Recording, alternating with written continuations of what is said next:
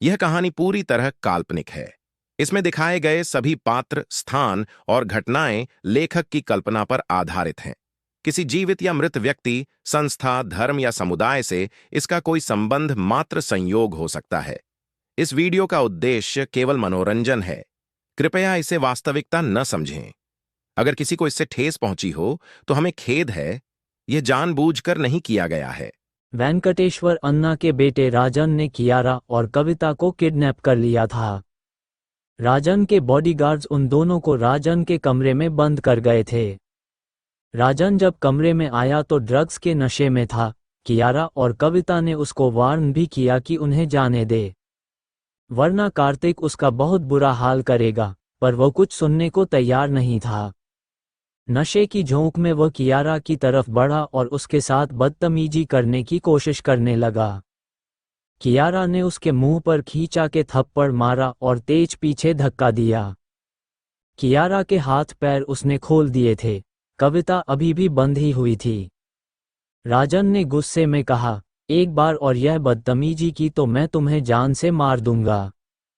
तुम्हारी भलाई इसी में है कि तुम मेरा मूड मत खराब करो। राजन की आंखों में खून उतर आया था। राजन इस बार जिस तरह कियारा की तरफ बढ़ा, कियारा समझ गई कि वह जो कह रहा है वाकई उसको जान से मार देगा। डर के मारे कियारा की आवाज गले से घुट घुट कर निकल रही थी। कविता जितनी ताकत से हो सकता था चिल्ला रही थी। कमरे के बाहर राजन के आदमी खड़े थे। उसका मेन बॉडीगार्ड भी अब लौट आया था और दरवाजे पर खड़ा था।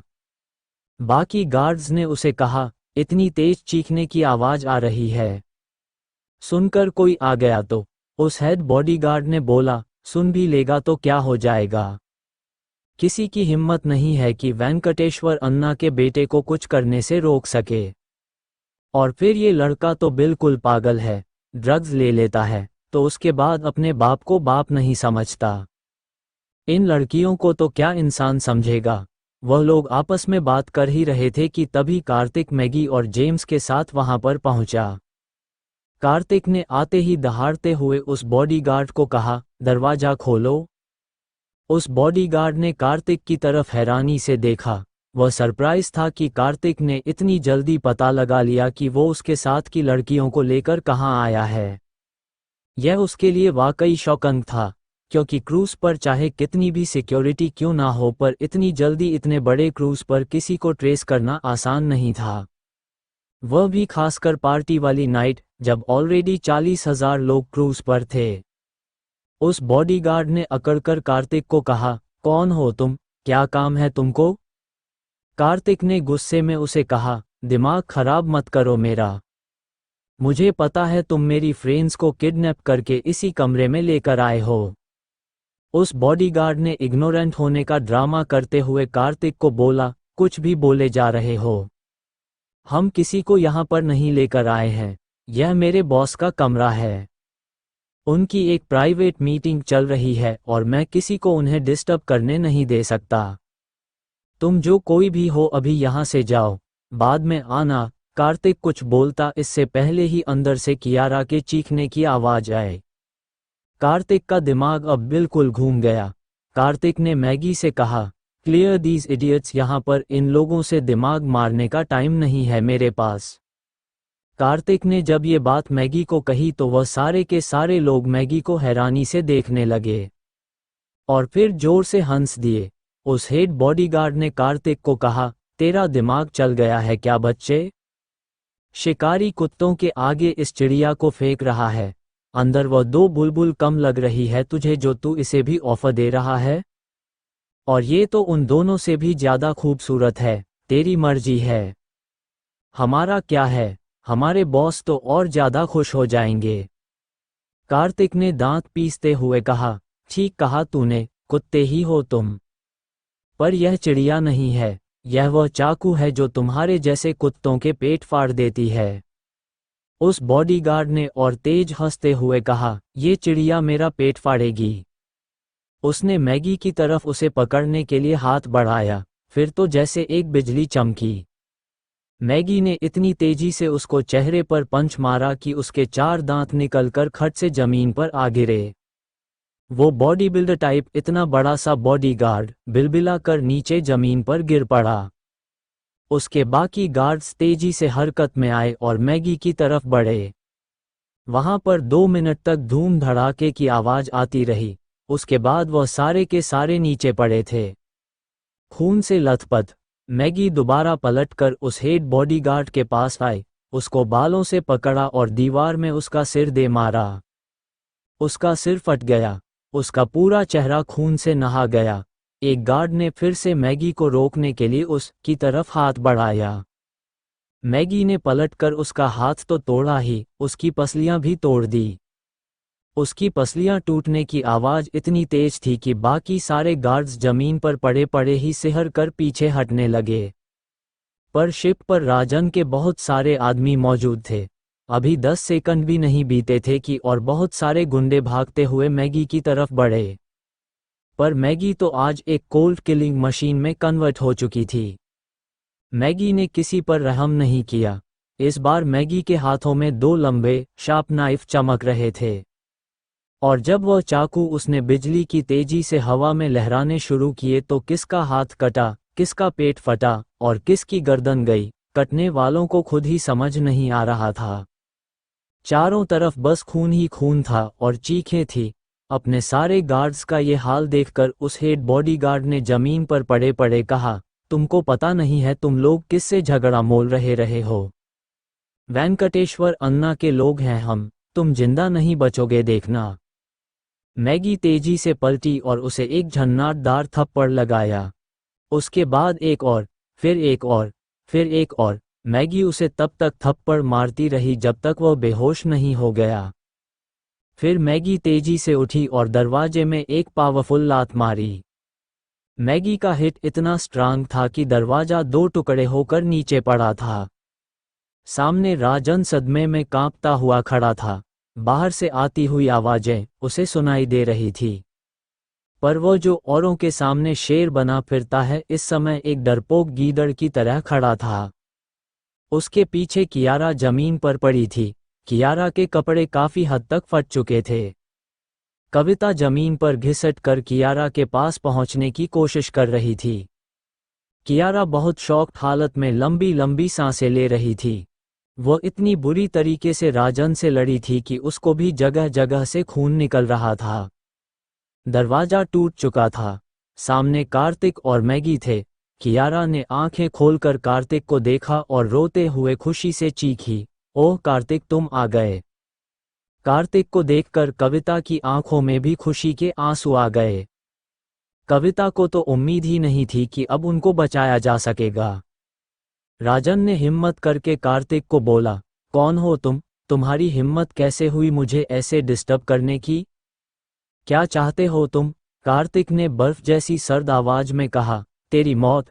जैसे ही कार्तिक की नजर कियारा पर गई, कार्तिक गुस्से से बिल्कुल पागल हो गया। कार्तिक तेजी से उसकी तरफ बढ़ा तो राजन पागलों की तरह चिल्लाकर अपने बॉडीगार्ड को आवाज देने लगा। पर कोई आता तो तब जब कोई आने की हालत में बचा होता। मैगी ने इस बार सबके हाथ पैर ही नहीं तोड़े थे बल्कि आधे से ज्यादा को तो लगभग अधमरा ही कर दिया था। राजन ने कार्तिक की तरफ उंगली करके कहा, वहीं रुक जा तू। अच्छा नहीं होगा मैं बता रहा हूं। और अगले ही पल तेज कट की आवाज आए।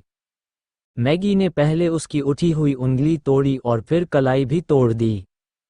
राजन की चीखें आसमान छूने लगी और वह घुटनों के बल जमीन पर गिर गया। मैगी ने उसे बालों से पकड़ा और घसीटते हुई कार्तिक के पास लाए।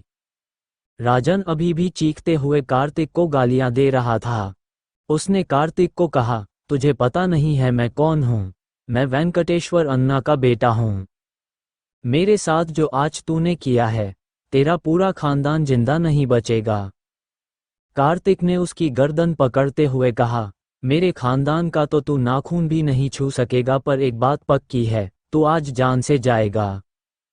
तेरे जैसे कीड़ों को सांस लेने का कोई हक नहीं। कार्तिक ने मैगी के हाथ से वह लंबा चाकू ले लिया। वह राजन की गर्दन में घुसाने ही वाला था कि कियारा भागती हुई आई और कार्तिक का हाथ पकड़ लिया। लो रोते हुए कार्तिक को कहने लगी, नहीं कार्तिक यह मत करो। मेरी वजह से तुम खून खराबा मत करो। पहले ही कितनी मुसीबतें तुमने मेरी वजह से सही है। अब अगर इसका खून कर दोगे तो पुलिस केस और पता नहीं क्या क्या तुमको झेलना पड़ेगा। इसकी जरूरत नहीं है, छोड़ो इसे। कार्तिक के सर पर तो इस समय पागलपन सवार था। कार्तिक ने कियारा का हाथ भी झटक दिया और गुस्से में उस पर भी चिल्लाता हुआ बोला, तुम्हारा दिमाग खराब है। तुम चाहती हो मैं इस जानवर को जिंदा छोड़ दूं? कियारा ने कार्तिक को कहा, हाँ मैं चाहती हूं तुम इसे जिंदा छोड़ दो, क्योंकि इसको जान से मार देना कोई हल नहीं होगा। तुम समय पर आ गए, मेरे लिए इतना ही बहुत है। वैसे भी तुम ऑलरेडी इसको बहुत सबक सिखा चुके हो। कार्तिक ने कुछ पल सोचा और फिर राजन की तरफ देखकर कहा, तेरी जान बख्श देता हूं। जा, तू भी क्या याद करेगा। पर सुना है तुझे सुंदर लड़कियों का बहुत चस्का है। पर बेटा इसको बीमारी कहते हैं। तेरे बाप ने तेरी बीमारी का इलाज नहीं किया तो मुझे तो करना ही पड़ेगा। कार्तिक ने मैगी, कियारा और कविता को कहा, आंखें बंद करो। उन तीनों को समझ नहीं आया कि कार्तिक ऐसा क्यों कह रहा है। इस बार कार्तिक गुस्से में तेज दहाड़ा, मैंने कहा आंखें बंद करो तुम तीनों। घबराकर उन तीनों ने आंखें बंद कर ली। उसके बाद एक आसमान छूती हुई चीख सुनाई दी। दरअसल कार्तिक ने राजन को अब इस लायक ही नहीं छोड़ा कि वह किसी भी लड़की के साथ कुछ कर सके। जब उन तीनों लड़कियों ने अपनी आंखें खोली और राजन को इस तरह से नीचे ब्लीड करते देखा तो वह तीनों शॉक रह गई। कियारा ने तो दोनों हाथों से अपने आंखें ढक ली। वह यकीन नहीं कर पा रही थी कि कार्तिक इस लेवल की क्रूएलिटी तक उतर सकता है। कविता भी यह नज़ारा देखकर बुरी तरह कांप रही थी। बस मैगी एकदम स्थिर खड़ी थी। कार्तिक ने उसके बाद मैगी को कहा, इसे उठाओ और समंदर में फेंक दो। मैगी ने कॉलर से पकड़कर राजन को घसीटना शुरू किया और डेक की तरफ ले गई। मैगी ने कार्तिक से किसी तरह की कोई बहस नहीं की।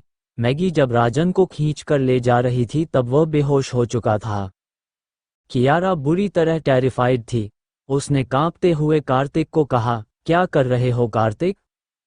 ये डूब जाएगा, मर जाएगा ये। कार्तिक ने कियारा को कहा, इस जैसे कीड़े इतनी जल्दी से नहीं मरते। मैगी उसे डेक से नीचे फेंकने ही वाली थी कि उसको होश आ गया। वह अधमरी हालत में हाथ जोड़ता हुआ कार्तिक से रोता हुआ बोला, प्लीज मेरी जिंदगी बख्श दो। वह बहुत मुश्किल से बोल पा रहा था। कार्तिक उसे जिंदा छोड़ भी देता तब भी वह लाश जैसा ही था। कियारा ने भी हाथ जोड़कर कार्तिक को कहा, प्लीज कार्तिक मत लो इसकी जान, प्लीज फॉर मी। कियारा के इस तरह कहने के बाद कार्तिक ने राजन की तरफ देखा, फिर नफरत से आगे बढ़कर एक लात खींचाकर उसे मारी। कार्तिक ने मैगी को इशारा किया कि वह उसे छोड़ दे। मैगी ने उसे वापस नीचे पटक कर हाथ झाड़ लिए। राजन मांस के लोथड़े की तरह नीचे बेजान सा पड़ा था। कियारा बुरी तरह रो रही थी। उसने धीरे से कार्तिक को कहा, यहाँ से चलते हैं। कार्तिक ने देखा कियारा के सारे कपड़े फटे हुए हैं। कार्तिक ने अपना शर्ट उतार कर कियारा को पहना दिया। जब बाहर फाइट शुरू हुआ था और मैगी ने चाकू निकाल लिए थे जेम्स तो वहां से तभी अपने बाकी सिक्योरिटी स्टाफ को बुलाने के लिए दौड़ गया था। हालांकि जेम्स 5 मिनट से भी कम समय में लौट आया था, पर तब तक तो सारा खेल ही खत्म हो चुका था। जेम्स और उसके बाकी सिक्योरिटी गार्ड्स चुपचाप खड़े ये सब होता हुआ देख रहे थे। कार्तिक ने जेम्स को देखकर कहा, ये जितने भी लोग यहाँ पर पड़े हैं इन्हें यहाँ से उठाकर शिप से बाहर फेंक दो। आई डोंट केयर इनमें से कौन बचेगा और कौन मरेगा, पर इनमें से किसी की मौत शिप पर नहीं होनी चाहिए। यहाँ से ये कचरा फौरन साफ करो और आज के बाद इस क्रूज पर वेंकटेश्वर अन्ना की फैमिली छोड़ो, उनके किसी दूर के रिश्तेदार की भी कोई एंट्री नहीं होगी, ये बात याद रखना। जेम्स को अभी भी समझ नहीं आ रहा था कि कार्तिक की आखिर इतनी बड़ी क्या अथॉरिटी है जो कार्तिक इस तरह से बात कर रहा है। अभी तो जेम्स आंखें फाड़े जमीन पर उन 40 बॉडीगार्ड्स को देख रहा था जिन्हें मैगी ने फाइटर चाकू से लहूलुहान कर दिया था। जेम्स खुद सदमे में खड़ा था। वह इमेजिन भी नहीं कर पा रहा था कि वेंकटेश्वर अन्ना जब अपने सबसे लाडले बेटे राजन की यह हालत देखेंगे तो कितना बड़ा तूफान आएगा। एक बात का सदमा जेम्स को और भी लगा था, वह था मैगी को लेकर। 40 लोग उस लड़की ने 5 मिनट में गाजर मूली की तरह काट दिए थे। जेम्स ने डरते हुए कार्तिक को कहा, बट सर ये लोग सीरियसली इंजर्ड है। हमारे पास शिप पर सारी मेडिकल फैसिलिटीज अवेलेबल है, एक बार यहाँ पर इन सब की ड्रेसिंग होने देते हैं, उसके बाद मैं इन्हें शिप से डिपोर्ट करा दूंगा। कार्तिक ने गुस्से में जेम्स को देखकर कहा, तुमको बात एक बार में समझ नहीं आई?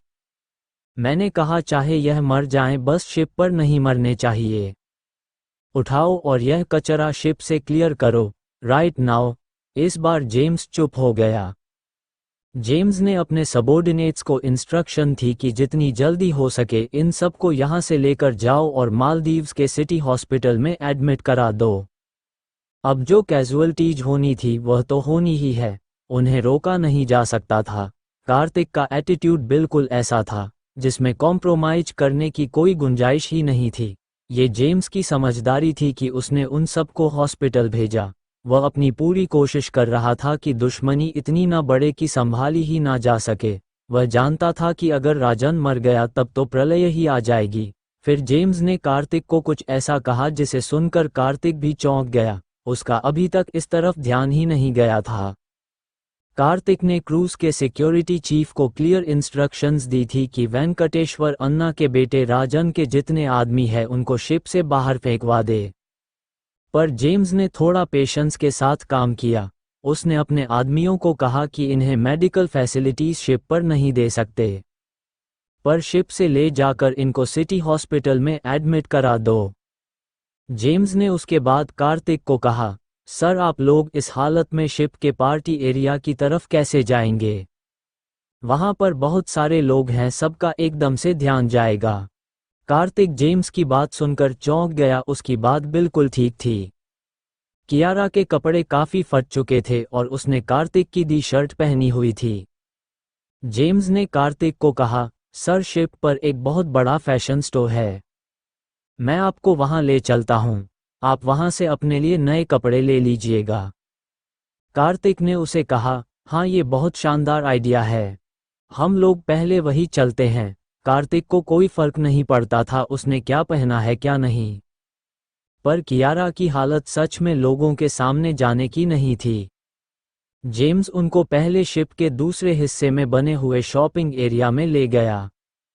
जिस क्लॉथिंग ऑर्किड में वह कार्तिक को लेकर गया वहां पर बहुत स्टाइलिश और ब्रांडेड कपड़े थे, इतने स्टाइलिश जिसे पहन के कियारा सचमुच कहीं की प्रिंसेस ही लगने वाली थी। और कार्तिक कोई रॉयल प्रिंस। कियारा बहुत हैरानी से उन ड्रेसेस को देख रही थी। कियारा ने कार्तिक को कहा, ये सब तो बहुत ही महंगी और फॉर्मल ड्रेसेस हैं। जेम्स ने फौरन कियारा को बोला, मैम थोड़ी देर में यहाँ पर एक बहुत एक्सक्लूसिव डिनर पार्टी शुरू होने वाली है, आप और मिस्टर कार्तिक वो पार्टी तो अटेंड करेंगे ही, उस पार्टी के लिए आप यहाँ से कोई भी सूटेबल कपड़े जो आपको पसंद हो ले लीजिए। कियारा ने जेम्स की बात पर हैरान होते हुए कहा, पार्टी में जाने लायक हालत कहाँ बची है मेरा मन भी बिल्कुल ठीक नहीं है। जेम्स ने कियारा को कहा, मैं आपको अपनी सिस्टर की तरह ही समझकर यह बात कह रहा हूँ। बुरे हादसों को जितनी जल्दी भुला दिया जाए उतना अच्छा है। जो हो गया उसे भूलकर अब आप क्रूज पर होने वाली अगली एक्टिविटी के बारे में सोचिए। रॉयल प्रिंसेस क्रूज पर आना रोज रोज कहाँ हो पाता है। सब कुछ भुला दीजिए, नए सिरे से तैयार होइए और सर के साथ पार्टी में जाइए। जेम्स की बात सुनकर कियारा चुप हो गई। कार्तिक को जेम्स की बात बिल्कुल ठीक लगी। कियारा के अंदर दहशत बैठी हुई थी, उसका मूड चेंज करना भी जरूरी था। कार्तिक ने जेम्स से पूछा, ये किस तरह की डिनर पार्टी है, कौन अरेंज कर रहा है? जेम्स ने कार्तिक को बताया, सर यह क्रूज की तरफ से ही अरेंज होती है, पर इसमें हम बहुत लिमिटेड पार्टिसिपेंट से ही अलाउ करते हैं। इसमें सिर्फ वही लोग अलाउड है जो अपने अपने एरिया के टॉप शॉट हैं। फिल्म इंडस्ट्री, एंटरटेनमेंट इंडस्ट्री के A listers, industrialists, business tycoons, political heads, ambassadors और भी बहुत बड़े बड़े लोग। कार्तिक जेम्स की बात सुनकर अनकंफर्टेबल हो गया। वह अपने इवेंट में एक ऐसी ही पार्टी में बहुत देर से गया था क्योंकि ऐसी गैदरिंग उसको बहुत हिपोक्रेट लगती है। जेम्स के कहने पर कार्तिक ने कियारा और कविता को कहा, यहाँ पर एक से एक स्टोर्स हैं। तुम जो भी चाहो कपड़े पसंद कर सकती हो। कविता तो बहुत हैरानी से उस शॉपिंग आर्केड को देख रही थी। उस लग्जरियस क्रूज पर जितने भी शोरूम थे वह सब बहुत हाई क्लास ब्रांड के थे। In fact top 10 luxury clothing stores थे वहां पर। कविता ने एक्साइटमेंट के साथ कहा, ओ माय गॉड, ऐसा कोई भी टॉप इंटरनेशनल ब्रांड नहीं है जिसका शोरूम इस शिप पर ना हो। जवॉन्शी, गुची, प्राडा, डियोर। कविता ने आज तक सिर्फ इनके शोरूम दूर से देखे थे और आज वो इन शोरूम्स के बीच खड़ी थी। कहीं से कुछ भी ले सकती थी। कुछ दिन पहले तक इन ब्रांड्स के शोरूम्स में एंट्री करने का ख्वाब भी नहीं देखा था उसने, और आज वहां कपड़े उसके सामने खुले पड़े थे और वह जो चाहे पसंद कर सकती थी। कियारा भी बहुत क्यूरियोसिटी से अब उन शोरूम्स में लगे कपड़े देख रही थी। कार्तिक ने कियारा को कहा, तुम तो वर्ल्ड फैशन कंपटीशन की चैंपियन हो। तुमको तो बल्कि इन सारी लग्जरी क्लॉथिंग को ध्यान से देखना चाहिए कि आखिर ये लोग अलग अलग सिटीज में किस तरह की रेंज शोकेस करते हैं। कियारा ने कार्तिक की बात पर कुछ नहीं बोला, बस ध्यान से उन कपड़ों को देखती रही। वो खुद बहुत एक्साइटेड थी। इतने बड़े ब्रांड्स के कपड़े पहनना उसके लिए भी बहुत बड़ी बात थी। एक मैगी ही ऐसी थी जो बिल्कुल कूल खड़ी थी। उसको कोई फर्क नहीं पड़ रहा था कि वह पराडा के शोरूम में है या गुची के। कार्तिक ने मैगी से कहा, तुम्हें जो कुछ पसंद हो तुम भी ले सकती हो। मैगी ने बहुत कैजुअली कार्तिक को बोला, मुझे ब्रांड से या नॉर्मल कपड़ों से कोई फर्क नहीं पड़ता। मुझे कपड़े बस फ्लेक्सिबल और प्रॉपर फिट चाहिए। उसके अलावा मुझे कपड़ों में और कोई इंटरेस्ट नहीं है कि वह किस लेबल से आते हैं। मैगी की ट्रेनिंग इतनी डिसिप्लिन और इतनी रिस्ट्रिक्टेड थी कि दुनिया के ग्लैमर से उसे कोई मतलब ही नहीं था। कपड़े पसंद करने का उसका क्राइटेरिया उसके प्रोफेशन की सहूलियत के अनुसार था, ना कि फैशन के हिसाब से। देखा जाए तो वह बहुत हद तक कार्तिक जैसी थी। कार्तिक के लिए भी बेसिक कपड़े और सिंपल खाना बस यही ज्यादा मायने रखता था। कार्तिक को भी ब्रांड और लेबल से कोई फर्क नहीं पड़ता था। ये तो शुरू में जब कार्तिक को कॉलेज में लगातार नीचा दिखाया जा रहा था और उसको इतनी बड़ी विरासत वापस मिल गई तो कुछ लोगों को सबक सिखाने के लिए उसने पैसे का शो ऑफ किया। उसकी बेसिक नेचर में रहीसियत का घमंड जैसी चीज थी ही नहीं। कार्तिक और मैगी को इस तरह की बातें करते देख कियारा और कविता एक दूसरे का मुंह देखने लगे। दोनों के मन में एक साथ एक ही बात आई कि सबसे ज्यादा सूट तो मैगी करती है कार्तिक के साथ। कार्तिक और मैगी दोनों का सोचना, रहन सहन सब कुछ एक जैसा था। तभी साशा भी कैप्टन रियान के साथ वहां पहुंच गई। कैप्टन रियान ने कार्तिक को कहा, आपके साथ यहाँ जो कुछ भी हुआ सर, मैं वाकई उसके लिए बहुत शर्मिंदा हूं। कार्तिक ने कैप्टन रियान को बोला, अब ये सब बातें जाने दीजिए। अब तो मैटर पूरी तरह सॉल्व हो चुका है। साशा ने कार्तिक को पूछा, उस आदमी का क्या किया तुमने जिन लोगों ने इन्हें किडनैप किया था? कार्तिक ने साशा को बोला, कुछ खास नहीं, बस छोटा सा सबक सिखा दिया ताकि वो फिर से ऐसी गलती न करें। बात खत्म हो गई, अब तुम भी भूल जाओ उस इंसिडेंट्स को। कार्तिक ने साशा और रियान को ऐसे बोला जैसे कोई खास बड़ी बात हुई ही नहीं। ये तो सिर्फ कियारा और कविता ही जानते थे कि कार्तिक किस हद तक क्रूअल होकर उसको पनिशमेंट देकर आया है। और अगर कियारा बीच में नहीं पड़ती तो कार्तिक यकीनन उस राजन को जान से मार देता। कार्तिक जिसको एक छोटा सा सबक सिखाना बोल रहा है, उस फाइट में मैगी 40 लोगों को गाजर मूली की तरह काट कर आ रही है। और कार्तिक ने जो उस राजन का हाल किया वो तो बोला ही नहीं जा सकता था। पर मैगी और कार्तिक दोनों के चेहरे पर एक शिकन भी नहीं थी। साशा ने कार्तिक की बात पर कहा, अच्छा हुआ तुमने उन लोगों से ज्यादा झगड़ा नहीं किया। मैंने पता किया था उस लड़के के फादर यहाँ के बहुत बड़े आदमी है, एकदम डॉन टाइप। हमें ऐसे लोगों से दुश्मनी पाल कर क्या करना है, इनसे तो जितना दूर रहे उतना अच्छा। कार्तिक ने साशा को कहा, पर तुम यहाँ क्यों आए हो? मैंने तो सारी लड़कियों को लेकर तुम्हें शिप से जाने को कहा था। साशा ने कार्तिक को बोला, मैं यही बात तो करने आई हूँ। लड़कियां वापस जाने को तैयार ही नहीं है, इतनी देर तो मुझे लड़कियों को ढूंढने में ही लग गई। पर अब जब सबको इकट्ठा कर लिया है तो सब एक सुर में वापस जाने से मना कर रही हैं। वो लड़कियां भी साशा के पीछे पीछे ही आ रही थीं।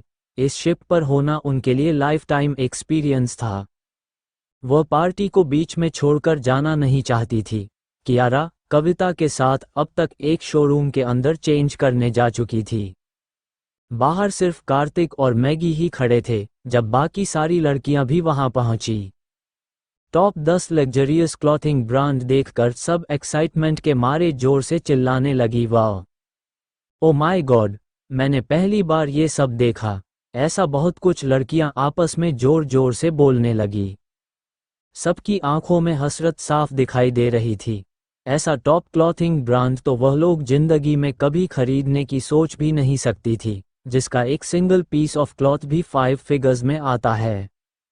कार्तिक ने उन सब लड़कियों की एक्साइटमेंट देखी और मुस्कुराते हुए सारी लड़कियों को कहा, हम आज रात क्रूज पर अरेंज की गई एक स्पेशल डिनर पार्टी में जा रहे हैं। तुम लोग इन ब्रांड्स में से किसी में से भी अपने लिए कोई एक ड्रेस पसंद कर सकती हो। एक पल के लिए वहां पर ऐसा सन्नाटा छा गया कि सुई भी गिरे तो उसकी आवाज बम की तरह सुनाई दे। सब के सब सदमे में थे। उन लोगों को यकीन नहीं आ रहा था कि एक बार में कार्तिक ने 55 लड़कियों को टॉप ब्रांड्स में से ड्रेस खरीदने के लिए कह दिया है। उन लड़कियों में से एक ने दूसरे को कोहनी मारते हुए कहा, मैं सपने में हूं क्या? जरा जगह तो मुझे। वहां तो अब बिल्कुल ही इलेक्ट्रीफाइंग माहौल हो गया था।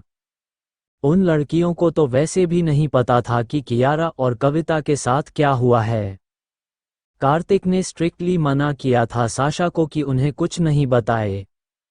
वो लड़कियां खुशी के मारे इतनी एक्साइटेड थी कि उनमें से किसी ने अभी तक ये ध्यान भी नहीं दिया कि उनकी अपनी हेड कविता भी उनके साथ काफी देर से नहीं है। उन शोरूम में जो सेल्स पर्सन लोगों को अटेंड करने के लिए खड़े थे, उन लड़कियों की सिंपल ड्रेसेस देखकर अगर कोई और दिन होता तो वह शायद उन्हें एंटर भी नहीं करने देते। पर यह पहली बार हो रहा था कि उनके कैप्टन रियान किसी को खुद एस्कॉर्ट कर रहे हो। ये देखकर वो लोग समझ गए थे कि साथ में जो लोग भी हैं वह बहुत ही हाई लेवल के हैं। इसलिए अब सारे शोरूम्स के सेल्स पर्सन बहुत एक्टिव होकर सारी गर्ल्स को ड्रेसेस दिखाने लगे। अब तक सब कुछ समझ आ गया था कि यह सारी लड़कियां कार्तिक के यहाँ काम करती हैं और सुपर बॉस कार्तिक ही है। वहां पर काम करने वाली सेल्स पर्सन लड़कियां भी अब कार्तिक को बहुत हसरत से देख रही थी। उन सब में भी आपस में बात हो रही थी। एक लड़की ने दूसरी से पूछा, मिस्टर रियान खुद यहाँ पर इस आदमी के स्टाफ को शॉपिंग कराने लाए हैं। आखिर है कौन ये? दूसरी सेल्स गर्ल ने कहा, हो सकता है वेंकटेश्वर अन्ना का बेटा राजन जो शिप पर रुका है उसी के साथ हो। पहले वाली लड़की ने बोला, यह इम्पॉसिबल है। मैं बहुत अच्छे से जानती हूँ कैप्टन रियान उस राजन को बिल्कुल पसंद नहीं करते। वो है भी तो कितना घटिया आदमी, ऐसी नजरों से देखता है जैसे खा जाएगा।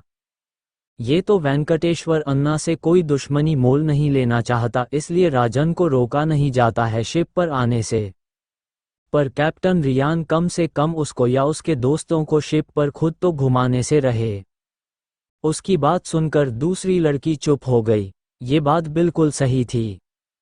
कैप्टन रियान बहुत रिजर्व थे। उनको इस तरह से किसी के लिए पर्सनली एस्कॉर्ट करते हुए कभी किसी ने नहीं देखा था। कियारा ने ड्रेस चेंज कर लिया था, पर जब वो उस डिजाइनर ड्रेस पहनकर बाहर आई तो कार्तिक उसके लिए ऑलरेडी एक ड्रेस लेकर खड़ा था। कियारा ने कार्तिक के हाथ में ड्रेस देखकर पूछा, ये तुमने मेरे लिए ली है? कार्तिक ने कहा, मुझे लगा तुम इसमें अच्छी लगोगी। कियारा ने उस ड्रेस को देखा और बोला, थोड़ी आउटडेटेड नहीं है? कार्तिक ऑफ बैलेंस हो गया और कियारा से बोला, पता नहीं। फैशन चैंपियन तुम हो, आउटडेटेड तो तुमको पता होगा। मुझे लगा इसमें तुम प्रिंसेस देखोगी तो मैंने तुम्हारे लिए उठा ली। मैं इसे वापस रख देता हूँ। कियारा ने फौरन वह ड्रेस कार्तिक के हाथ से लिया और कहा, अरे मैं बस तुमको छेड़ रही थी। तुम्हारी पसंद बेस्ट है, मैं अभी यह ड्रेस चेंज करके आती हूँ। आसपास जितनी भी लड़कियों ने ये होते हुए देखा, जलन के मारे उनके बाकी नहीं रही थी। तभी एक सेल्स गर्ल कार्तिक के लिए एक स्पेशल सूट लेकर आई और कार्तिक को बोला, सर यह brand new design 3 piece suit है, अभी लेटेस्ट इंट्रोड्यूस किया गया है। आप ये सूट चेंज करना पसंद करेंगे? कार्तिक ने उस लड़की के हाथ में पकड़े सूट को देखा और कहा, हाँ ठीक लग रहा है मुझे भी। आपका ड्रेसिंग रूम कहाँ है? मैं चेंज कर लेता हूँ। उस सेल्स गर्ल ने कार्तिक को कहा, sir let me help you to change. Kartik उसकी बात पर सरप्राइज हुआ। कियारा ड्रेस लेकर जाते जाते अचानक पलटी और बोली, क्यों इन्हें क्या खुद से कपड़े पहनने नहीं आते जो तुम हेल्प करोगी चेंज करने में? कियारा की इस बात पर आसपास खड़े सब हंस पड़े और कार्तिक तो एम्बैरस ही हो गया। वो सेल्सगर्ल भी घबराते हुए बोली, मैम मेरा वो मतलब नहीं था। कार्तिक ने उस सेल्सगर्ल को बचाते हुए कहा, वो सिर्फ ड्रेसिंग रूम तक ले जाने की बात कर रही है, जान मत लो बच्ची की। कियारा ने मुस्कुराते हुए कार्तिक को देखा और कहा, जाओ तुम भी चेंज करो, इतने मैं भी चेंज करके आती हूँ। उस सेल्सगर्ल का मुंह उतर गया। वो सच में ही कार्तिक को रिझाने की कोशिश कर रही थी। मन ही मन सोच रही थी, क्या पता आज सिंड्रेला की स्टोरी सच हो जाए और उस जैसी गरीब लड़की को भी कार्तिक जैसा मल्टीमिलियनियर पसंद कर ले। कार्तिक इस सारे माहौल में खुद को बहुत अनकंफर्टेबल फील कर रहा था। कार्तिक ने जब वो सूट चेंज किया तो कार्तिक को बिल्कुल फिट नहीं आया।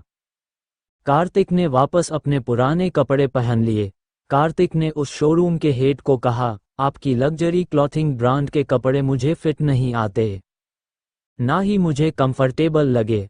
उस सेल्स हेड ने एम्बैरस होते हुए कार्तिक को बोला, sir I am extremely sorry. हमारे पास अगर एक दिन भी होता तो मैं आपके लिए सूट कस्टमाइज करा देता। कियारा अब तक अपने कपड़े बदल आई थी। वह बेहद खूबसूरत लग रही थी। कार्तिक को देखकर उसने कहा, मुझे पता है तुम्हें किस तरह की कंफर्टेबल कपड़े पसंद है, मैं जाने के बाद तुम्हारे लिए स्पेशली कुछ सूट्स डिज़ाइन करूंगी। कियारा की इस बात पर कार्तिक को जैसे कुछ ध्यान आया। कार्तिक ने पलट कर कियारा कुछ बोला, जिसके बाद कियारा ही नहीं, वहां खड़ी साशा, कविता सब बुरी तरह चौंक गए। कियारा और कविता को जब वेंकटेश्वर अन्ना के बेटे राजा ने किडनैप किया और उनके साथ बदतमीजी की, उनके कपड़े फट चुके थे। क्रूज के सिक्योरिटी चीफ जेम्स ने कार्तिक को कहा कि शिप पर बहुत बड़ा शॉपिंग आर्केड है, आप लोग वहां से नए कपड़े पसंद कर लीजिए। वह लोग वहां से अपने लिए नए कपड़े खरीद रहे थे जब साशा कविता के ग्रुप की बाकी लड़कियों के साथ वहां आए। उस शॉपिंग आर्केड में दुनिया के सारे टॉप लग्जरियस क्लॉथिंग ब्रांड्स थे। लड़कियों की एक्साइटमेंट देखकर कार्तिक ने वहां से सबको उनके लिए कपड़े लेने की कह दिया था, पर कार्तिक को अपने लिए वहां पर कुछ भी सूटेबल नहीं लगा। तब कियारा ने कार्तिक को कहा कि वह वापस लौटकर कार्तिक के लिए सूट स्पेशली डिज़ाइन करेगी। उसी मोमेंट कार्तिक को याद आया कि कियारा इतनी बड़ी वर्ल्ड फैशन कंपटीशन की चैंपियन है। कार्तिक ने कियारा से कहा, कियारा आई एम सॉरी, यह मेरी गलती है कि मैंने तुम्हें एंटरटेनमेंट कंपनी में एक सिंगर की तरह उलझा रखा है, जबकि जिस लड़की ने वर्ल्ड फैशन कंपटीशन जीता हो उसका तो पूरा फोकस अपने फैशन स्टूडियो पर होना चाहिए। उस कंपनी के ऑफिस में छोटे से कमरे में तुम्हारा स्टूडियो होने का कोई मतलब नहीं है। आज इस शॉपिंग आर्केड को देखकर मुझे रियलाइज हो रहा है तुम्हारे पास एक बहुत बड़ी बिल्डिंग एक स्टूडियो की तरह होनी चाहिए। तुम्हारे अपने कारीगर, वर्कशॉप, सब कुछ तुम्हारा अपना एक ऐसा डिजाइनर स्टूडियो जो वर्ल्ड में अपने ब्रांड से हर जगह जाना जाए। कार्तिक की बात सुनकर कविता और साशा भी दंग रह गए।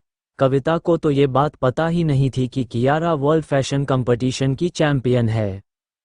अब तो उसे और भी ज़्यादा इन्फीरियर फील हो रहा था। कियारा न सिर्फ उससे ज़्यादा सुंदर थी बल्कि मल्टी टैलेंटेड थी। कविता सिर्फ डांस में एक्सपर्ट थी, पर कियारा सिंगिंग में तो बहुत शानदार थी ही, डिजाइनर भी वह वर्ल्ड क्लास थी। कार्तिक ने जिस तरह कियारा को एंटरटेनमेंट कंपनी छोड़कर अपना फुल फ्लैश्ड फैशन स्टूडियो खड़ा करने की बात की, तो साशा भी फौरन कार्तिक की हाँ में हाँ मिलाती हुई कियारा से बोली, हाँ कियारा, कार्तिक बिल्कुल ठीक कह रहा है। तुम्हें इस एंटरटेनमेंट इंडस्ट्री में अपना टाइम खराब नहीं करना चाहिए। सिर्फ एक एंटरटेनमेंट कंपनी की कॉस्ट्यूम डिजाइनर बनना तुम्हारे साथ बहुत बड़ी नाइंसाफी है। तुमको तो अपना ब्रांड एस्टैब्लिश करने पर फोकस करना चाहिए। कियारा, कार्तिक और साशा की बात सुनकर चुप थी। कियारा ने जब वर्ल्ड फैशन कंपटीशन जीता था तो उसको एक से एक बड़ी कंपनियों ने स्टूडियो ऑफर किए थे। बहुत से लोगों ने तो उसे उसके पर्सनल स्टूडियो के लिए भी स्पॉन्सरशिप ऑफर की थी, पर कियारा ने सब कुछ रेफ्यूज कर दिया था। उसकी प्रायोरिटी कार्तिक था और अभी भी कार्तिक ही है। उसे सिर्फ कार्तिक के साथ रहना है।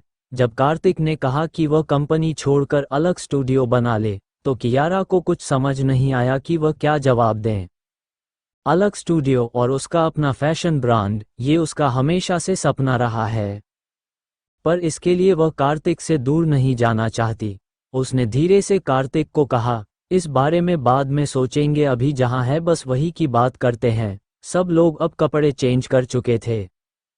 कार्तिक को खुद में कोई खास फर्क नहीं लग रहा था, सिवाय इसके कि अब वह थोड़ा फॉर्मली ड्रेस्ड था। कियारा, साशा, कविता सब एक से खूबसूरत लग रहे थे। कविता के ग्रुप की लड़कियों ने भी अपने लिए ड्रेसेस पसंद करके चेंज कर ली थी। पहली नज़र में तो बिल्कुल यूं ही लग रहा था कि जैसे सितारे जमीन पर आ गए हैं। कार्तिक के इंसिस्ट करने पर मैगी ने भी फॉर्मल कपड़े चेंज कर लिए थे, और उन कपड़ों में मैगी की खूबसूरती ऐसे निखर रही थी कि कार्तिक भी कुछ देर उसे देखता ही रह गया था। जब कार्तिक उस शॉपिंग आर्केड से बाहर निकला तो वह खुद एक्सेप्शनली हैंडसम लग रहा था। उसके एक तरफ मैगी थी, दूसरी तरफ कियारा और पीछे साशा और कविता चल रहे थे। जितने लोगों ने यह नज़ारा देखा बिना पलक झपकाए बस देखते ही रह गए। यूं तो कार्तिक था भी प्रिंस जैसा, पर इस समय तो सच में पूरी दुनिया का ही राजकुमार दिखाई दे रहा था। सामने से विवेक आ रहा था और वह भी बहुत ज्यादा हैरानी से सबको देख रहा था। जैसे कपड़े बदल जाने के बाद कार्तिक और बाकी लड़कियों को पहचान ही ना पा रहा हो। कार्तिक ने विवेक को देखकर कहा, बिल्कुल टाइम पर आए हो। हम लोग बस यहाँ से अब जा ही रहे हैं। ऐसा करो, तुम भी अपनी पसंद का कोई भी सूट सिलेक्ट करके चेंज कर लो। विवेक ने हैरान होते हुए कहा, क्यों? मुझे कपड़े क्यों बदलने हैं? जो पहने हुए हैं यह अच्छे नहीं है क्या? विवेक पहला ऐसा था जिसने आउटराइटली कार्तिक को मना कर दिया कि उसके कपड़े ठीक हैं और उसे दूसरे कपड़े नहीं चाहिए। कार्तिक को उसकी यह बात अच्छी लगी। कार्तिक ने इस बार उसे इंसिस्ट करते हुए कहा, सब ने लिए हैं, तुम भी ले लो और मेरे साथ आज की डिनर पार्टी में चलो। विवेक ने इस बार बहस नहीं की, पर विवेक इतना हम्बल था कि उन टॉप ब्रांड्स में जाकर सबसे लो कॉस्ट सूट उसने सिलेक्ट किया, वह भी बहुत झिझकते हुए। उसे सही नहीं लग रहा था कि कार्तिक उस पर इस तरह से पैसे खर्च करें। उसके बाद वह सब लोग स्पेशल असाइन एरिया की तरफ चले गए, जहां पर आज का डिनर अरेंज किया गया था। क्रूज पर बने उस स्पेशली डिजाइन्ड पार्टी एरिया का नज़ारा भी बिल्कुल अलग था। सारे हाई प्रोफाइल लोग खुद को एक दूसरों से बेहतर दिखाने की होड़ में लगे हुए थे। वहीं पर वो लड़की लीजा भी थी जो उस बड़ी उम्र की औरत के साथ इस क्रूज पर आई थी। एक स्ट्रगलिंग फिल्म स्टार जिसने सोचा हुआ था कि आज की रात कोई सूटेबल टारगेट ढूंढना ही है और हर हाल में उससे काम लेना है। लीजा पार्टी में इधर से उधर सबको बहुत हसरत से देख रही थी, पर सारे लोग उसको एक से एक बदतमीज और गंदी नीयत से भरे हुए दिख रहे थे। उस अधेड़ उम्र की औरत ने उसके पास आकर कहा, और कितना टाइम वेस्ट करोगी? आधी रात तो गुजर चुकी है, ऐसे ही चलता रहा तो आज भी कोई नहीं मिलेगा।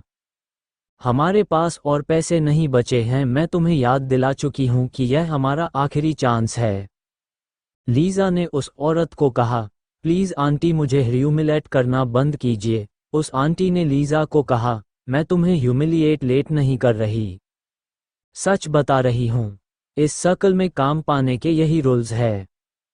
अगर तुम्हें फेमस होना है तो उसकी कीमत तो चुकानी पड़ेगी। जिसके पीछे कोई बैकग्राउंड नहीं है, उसे बिना कॉम्प्रोमाइज किए काम मिल ही नहीं सकता। लीज़ा अब रोने जैसी हो गई थी। वह बहुत कोशिश कर रही थी पर फिर भी उससे इस तरह का काम नहीं हो पा रहा था कि वह आगे बढ़कर किसी को रिझाए। आंटी से पीछा छुड़ाने के लिए वह वहां से तेजी से चल दी। तभी उसे पीछे से किसी ने पुकारा, लीज़ा रुको। तो लीज़ा ने पलट कर देखा तो सामने वानी खड़ी थी। वह दोनों किसी जमाने में कॉलेज में साथ पढ़े थे। कोई खास जान पहचान नहीं थी पर वानी ने शो ऑफ करने की गरज से ही लीज़ा को आवाज मारी थी। वह उसे दिखाना चाहती थी कि आज इतने बड़े क्रूज पर वह कितनी महंगी डिजाइनर ड्रेस में खड़ी है। लीज़ा ने उसे देखते ही सच में खुशी जाहिर करते हुए कहा, अरे वानी, तुम यहाँ कैसे? वानी ने इतराते हुए लीज़ा को कहा, ये तो मुझे तुमसे पूछना चाहिए कि तुम यहाँ कैसे? मैं तो जिस एंटरटेनमेंट कंपनी में काम करती हूँ वो सुपर रिच है। उस कंपनी के बॉस हम सबको यहाँ पर वेकेशन पर लाए हैं। उन्हीं के साथ हम क्रूज पर पार्टी भी अटेंड करने आए हैं। पर तुम यहाँ किसके साथ आए हो? वानी के इस तरह पूछने से लीज़ा का रहा सहा कॉन्फिडेंस भी जाता रहा। उसने बहुत धीरे से कहा, मैं बस खुद ही आई हूँ यहाँ पर अकेले। दरअसल मैं फिल्मों में रोल की कोशिश कर रही हूँ। कुछ छोटे मोटे काम किए हैं मैंने पर अभी तक बड़ा कुछ हो नहीं पाया है। लीज़ा की बात सुनकर वानी के मुंह पर बड़ी सरकास्टिक सी स्माइल आई। लीज़ा ने जब वानी को ये कहा तो वहां पर एक डायरेक्टर अपनी गर्लफ्रेंड के साथ खड़ा था। उसने पलटकर लीज़ा को ऊपर से नीचे तक देखा। वह आदमी काफी मोटा था और उसके सिर पर बाल भी नहीं थे। उसने आगे बढ़कर लीज़ा को कहा, हेलो ब्यूटीफुल। लीज़ा जानती थी कि यहाँ पर सारे बड़े लोग हैं, वह किसी को ऑफेंड नहीं कर सकती। इसलिए लीज़ा ने भी पलटकर उस आदमी को कहा, हेलो सर। वह आदमी लीज़ा से बोला, तो तुमको फिल्मों में काम चाहिए? काफ़ी खूबसूरत हो तुम। अगर ठीक ठाक एक्टिंग भी जानती हो तो फिर मेरे पास तुम्हारे लिए एक रोल है। वह जिस तरह से लीज़ा को देख रहा था, लीज़ा को समझ आ रहा था कि उसकी नीयत खराब है। पर लीज़ा ने अपने गुस्से को दबाते हुए बहुत पेशेंस के साथ पूछा, कैसी फिल्म सर और किस तरह का रोल? उस आदमी ने कहा, रिसेंटली मेरी एक फिल्म फ्लो पर जाने वाली है। उसमें एक फीमेल एक्टर की ज़रूरत है। उस आदमी के साथ पहले से ही एक लड़की थी जिसने बहुत शॉर्ट ड्रेस पहनी थी और ज़रूरत से ज़्यादा मेकअप पोत रखा था। वह एकदम से तुनक कर बोली, पर उस फिल्म में तो हीरोइन का रोल मैं कर रही हूं ना। आखिरी मोमेंट में मुझे रिप्लेस करके इसको कैसे ले सकते हो? वह जिस तरीके से उस मोटे से चिपकी हुई थी, साफ पता चल रहा था कि उसने भी क्या कुछ नहीं किया है इस रोल के लिए। उस मोटे ने उसका हाथ दबाते हुए कहा, तुमको थोड़ी रिप्लेस कर रहा हूं डार्लिंग। मेन लीड तो तुम्हारा ही है, सेकंड लीड के लिए मैं इस लड़की को पूछ रहा हूं। फिर उस मोटे ने लीज़ा की तरफ देखकर पूछा, देखो अगर तुम्हें मेरी फिल्म में सेंकर लीड करने में कोई इतराज नहीं है तो पार्टी के बाद मेरे रूम में आ जाना। स्क्रिप्ट डिस्कस कर लेंगे। उसकी बात सुनकर लीज़ा का दिमाग फिर से घूम गया। रात को रूम में बुलाकर स्क्रिप्ट डिस्कस करना क्या है, यह वो खूब अच्छे से जानती थी। उधर उस मोटे डायरेक्टर के साथ जो लड़की खड़ी थी, उसको ये बात भी गवारा नहीं थी कि ये आदमी सेकंड लीड के लिए लीज़ा को सिलेक्ट कर ले। सेकंड लीड के लिए वो अपनी ही कजिन सिस्टर को इस फिल्म में काम दिलाना चाहती थी। जैसे ही डायरेक्टर ने लीज़ा को सेकंड रोल ऑफर किया तब से ही उसका माथा ठनक गया और वह सोच ही रही थी कि कैसे लीज़ा का काम बिगाड़े। इतने में ही लीज़ा ने डायरेक्टर को कहा, thank you so much for your kindness sir, पर मैं माफ़ी चाहती हूँ। मुझे कुछ और काम है, मैं नहीं आ सकूंगी। लीज़ा का जवाब सुनकर वह लड़की तो शॉक्ड ही रह गई। उसने सोचा, इस लड़की का जरूर दिमाग खराब है। इतना टॉप डायरेक्टर इसको सामने से रोल ऑफर कर रहा है और यह इस तरह से रेफ्यूज कर रही है। लीज़ा की बात सुनकर वह डायरेक्टर भी शॉक्ड रह गया था। उसने हैरानी से लीज़ा से पूछा, तुम मुझे मना कर रही हो? लीज़ा ने उसे जवाब दिया, I am sorry sir, but मैं ये काम नहीं ले सकूंगी। उस डायरेक्टर का एकदम से पारा हाई हो गया। उसने लगभग चीखते हुए लीजा को कहा, हाउ डेयर यू रेफ्यूज मी। तुम्हें इसका मतलब पता है? तुम्हारी इतनी हिम्मत कि तुम मुझे आगे से काम मना कर रही हो। मैं तुम्हारा पूरा करियर डिस्ट्रॉय कर सकता हूं। पूरी फिल्म इंडस्ट्री में तुम्हें दूर दूर तक कोई काम नहीं देगा। तारांकन उसने जिस तरीके से लीजा को धमकाया, लीजा सच में डर गई। वह ये बात जानती थी कि उसका कोई फिल्मी बैकग्राउंड है ही नहीं, ना ही फिल्म इंडस्ट्री में कोई गॉडफादर है, और जिस इंसान के पास कोई बैंकिंग ना हो उसके अगेंस्ट में अगर कोई बड़ा आदमी खड़ा हो जाए तो ये सच है कि उसे कोई काम नहीं देगा। लीजा अभी घबराई से खड़ी सोच ही रही थी कि क्या करें, इतने में पीछे से एक आवाज आए। Excuse me. लीजा ने पलट कर देखा तो एक 30-35 साल का जेंटलमैन टाइप आदमी खड़ा था, डिसेंट एंड सोबर। लीजा को कुछ देर लगी, फिर लीजा ने उसे पहचान लिया। वह आदमी भी डायरेक्टर ही है, बट उसका स्टाइल आर्ट सिनेमा वाला है। उसकी फिल्में चाहे कमाए कुछ ना, पर इंडस्ट्री में उसकी इज्जत बहुत थी। पर वह भी अपने अड़ल नेचर की वजह से बहुत बदनाम था, क्योंकि किसी भी फिल्म को बेचने के लिए और ना तो उसमें कोई मसाला ऐड करता था, ना किसी भी तरीके का कॉम्प्रोमाइज करने को तैयार होता था। उस आदमी ने उस मोटे डायरेक्टर को कहा, हेलो मिस्टर शेट्टी, क्या हाल चाल हैं आपके? बड़े दिन बाद आज आपको देख रहा हूं। उस मोटे डायरेक्टर ने बुरा सा मुंह बनाते हुए उस आदमी को बोला, मेरे पास आपके जितना फालतू टाइम नहीं रहता मिस्टर अविनाश। मैं बहुत बिजी रहता हूं। अविनाश उसकी बात पर मुस्कुरा दिया, फिर उसने लीजा की तरफ देखकर पूछा, आर यू मिस लीजा? जिसने अभी थोड़े दिन पहले ही एक शॉर्ट मूवी की थी, एसिड। लीजा ने उस डायरेक्टर को बहुत हैरानी से देखा और कहा, हेलो मिस्टर अविनाश, मैं आपके काम की बहुत बड़ी फैन हूं। मैं बहुत सरप्राइज हूं कि आपने मेरा काम नोटिस किया। अविनाश ने लीजा को बोला, मैंने थोड़े टाइम पहले ही एक स्क्रिप्ट लिखी है। उस पर मैं मूवी बनाना चाहता हूं। उस मूवी में हीरोइन के रोल के लिए मुझे लगता है कि आप बहुत सूटेबल रहेंगी। क्या आप इंटरेस्टेड हैं? उस मोटे की गर्लफ्रेंड का मुंह तो खुला का खुला रह गया। अविनाश जैसा डायरेक्टर जिस लड़की को काम देता था, वह लड़की ग्लैमर इंडस्ट्री की सुपरस्टार कहलाए या ना कहलाए, पर नेशनल अवार्ड मिलने के चांसेस उसके सबसे ज्यादा रहते हैं।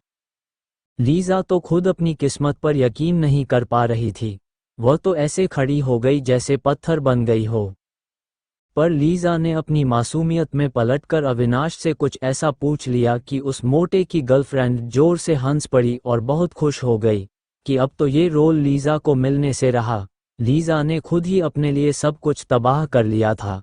अविनाश को ये बात कहकर, लीजा की बात सुनकर अविनाश भी बहुत हैरानी से लीजा को देख रहा था। उसको भी समझ नहीं आया कि लीजा की इस बात पर हंस दे या गुस्से में उसे जोर से डांट दे, पर वह ये बात समझ रहा था कि लीजा इंडस्ट्री में अभी नई है तो इस तरह का सोचना नेचुरल बात है। रॉयल प्रिंसेस क्रूज पर डिनर पार्टी चल रही थी। वहां पर बहुत सारे फिल्म स्टार्स, डायरेक्टर, प्रोड्यूसर मौजूद थे। लीजा अपनी आंटी के साथ उस क्रूज पर आई थी ताकि किसी डायरेक्टर से कोई बड़ी फिल्म मिलने का चांस बन सके। एक डायरेक्टर ने उसे फिल्म का सेकंड लीड ऑफर भी किया, पर बहुत घटिया तरीके से उसका फायदा भी उठाना चाहा। लीजा ने जब उस डायरेक्टर को मना किया तो वो डायरेक्टर लीजा पर बुरी तरह बिगड़ गया कि उसका करियर तबाह कर देगा। लीजा जब ये सब चुपचाप खड़ी सुन रही थी तभी वहां पर एक और डायरेक्टर अविनाश आया। अविनाश अपने अड़ियल स्वभाव और अपनी शानदार आर्ट मूवीज के लिए बहुत फेमस है। अपने एक्टिंग स्किल्स दिखाने के लिए बड़ी बड़ी हीरो हीरोइन उसके साथ काम करना चाहते हैं। उसके साथ कमर्शियल सक्सेस भले ही ना मिले पर क्रिटिक्स से बहुत तारीफ मिलती है। अविनाश ने लीजा को कहा कि उसने लीजा की एक शॉर्ट फिल्म देखी है और अपनी अपकमिंग मूवी के लिए वह लीजा को एज अ हीरोइन साइन करना चाहता है। ये सुनते ही लीजा पहले बहुत खुश हुई, फिर उसे लगा कि जरूर अविनाश का भी कोई हिडन मोटिव होगा। उसने सबके सामने ही अविनाश से पूछा, मुझे आपकी फिल्म में हीरोइन के रोल के लिए क्या करना होगा? आपके पास भी रात को स्क्रिप्ट नरेशन के लिए आना होगा क्या? जो भी फेवर आप चाहते हैं साफ ही बता दीजिए। अविनाश को उसकी बात सुनकर एक बार तेज गुस्सा आया, पर फिर वह ये सोचकर मुस्कुरा दिया कि लीजा को इन्हीं चीजों से रात दिन दो चार होना पड़ रहा होगा, तभी वो इस तरह की बात कह गई है। जिस डायरेक्टर की मूवी अभी अभी लीजा ने रेफ्यूज की थी, उसकी गर्लफ्रेंड ने तो सोचा कि लीजा को अब अविनाश कभी काम नहीं देगा, पर हुआ बिल्कुल उल्टा। अविनाश ने लीजा को कहा, आप मुझे गलत समझ रही हैं, मुझे सिर्फ अपने काम से मतलब है। इधर उधर की बातें ना मैं करता हूँ, ना किसी और का करना पसंद करता हूँ। मैंने जब ये स्क्रिप्ट लिखी थी उसके कुछ समय बाद ही मैंने आपकी शॉर्ट फिल्म एसिड देखी। मैं तब से ही आपसे कांटेक्ट करना चाह रहा था, आप उस रोल में बिल्कुल फिट बैठती है, इसलिए मैंने आपको ये रोल ऑफर किया है। बस जैसे ही मुझे इस फिल्म के लिए कोई सूटेबल प्रोड्यूसर मिलेगा, इस पर काम शुरू कर देंगे। लीजा की खुशी का ठिकाना नहीं रहा कि उसको ना सिर्फ मेन हीरोइन का रोल ऑफर हुआ, बल्कि ऑफर करने वाला भी इतना फेमस डायरेक्टर अविनाश है, जिसकी रेपुटेशन फिल्म इंडस्ट्री में कमाल की है।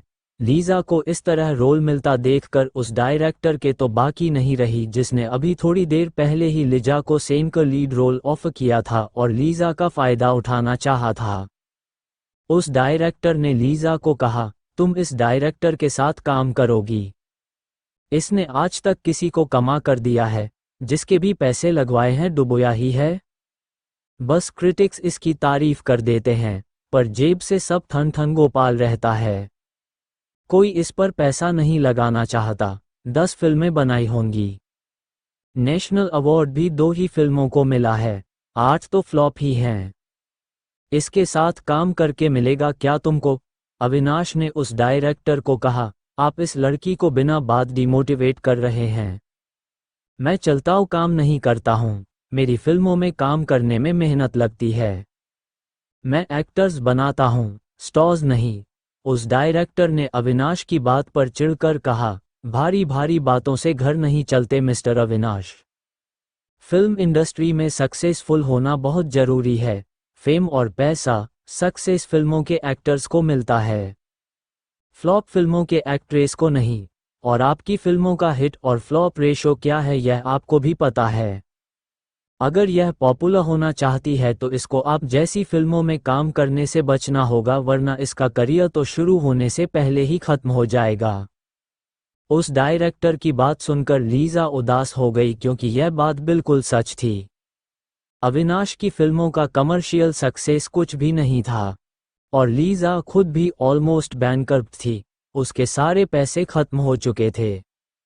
पर लीजा ने सोचा, कोई काम ना मिलने से अविनाश के फिल्म में हीरोइन का रोल मिलना बड़ी बात है। एक बार उसका एक्टिंग स्किल नोटिस होने लग गया तो उसके पास अच्छा और मेन स्ट्रीम काम भी आएगा। लीजा ने अविनाश को कहा, सर आपको आपके फिल्म के लिए प्रोड्यूसर मिलते ही आप मुझे बताइएगा, मुझे आपका ऑफर मंजूर है। अविनाश लीजा को कुछ जवाब देता, इससे पहले ही उस पार्टी हॉल का बड़ा सा दरवाजा खुला और जैसे एक साथ बहुत सारे सितारों ने एंट्री की। कार्तिक के साथ मैगी और कियारा, साशा, रिद्धिमा तो थे ही, उनके पीछे पीछे जो 50 लड़कियां थीं, एक साथ इतनी खूबसूरती देखना ऐसा स्पेक्टाकुलर नज़ारा था कि पूरा पार्टी हॉल दंग रह गया था। वह सारी लड़कियां अगर सितारे थी तो कियारा को ध्रुव तारा कह सकते थे, पर मैगी उन सब में अनडिस्प्यूटेडली मून ही कहलाएगी। वह इतनी खूबसूरत लग रही थी कि कितने लोगों ने तो मैगी को देखकर दांतों तले उंगली दबा ली। लोग आपस में बात करने लगे, आज तलक सिर्फ आसमान पर चांद देखा था। इस तरह कमरे में रोशन होता चांद पहली दफा देख रहे हैं। दूसरे ने कहा, यार मैंने अपनी पूरी जिंदगी में इससे खूबसूरत लड़की नहीं देखी, कमाल ही है ये तो, पर यह है कौन? तीसरे ने कहा, पता नहीं यार, फिल्म इंडस्ट्री की तो नहीं है, ना बॉलीवुड ना हॉलीवुड, मैं तो एक मूवी बफ हूँ, मेरी नज़र से कोई इतनी खूबसूरत हीरोइन छूट जाए ये पॉसिबल नहीं है। कोई नई लड़की है। तभी उनमें से किसी ने कियारा को पहचान लिया, राधिका और रिद्धिमा को भी। अचानक एक शोर उठा, अरे उन तीनों लड़कियों को देखो, ये तो एंजल ऑफ ड्रीम्स हैं। अभी 2 दिन पहले जो दिल्ली में मेगा इवेंट हुआ था, जिसने इंटरनेट पर सारे रिकॉर्ड तोड़ दिए, उसकी मेन लीड सिंगर यही तीनों तो है। ये तो कमाल हो गया। यह आज यहाँ हमारे सामने पार्टी में इस तरह मौजूद होंगी, यह तो सोचा ही नहीं था। वहाँ पर जब इस तरह की बातें होने लगी तो बहुत से लोग एंजल ऑफ ड्रीम्स में इंटरेस्टेड दिखाने लगे। उनके आसपास भीड़ लगनी शुरू हो गई।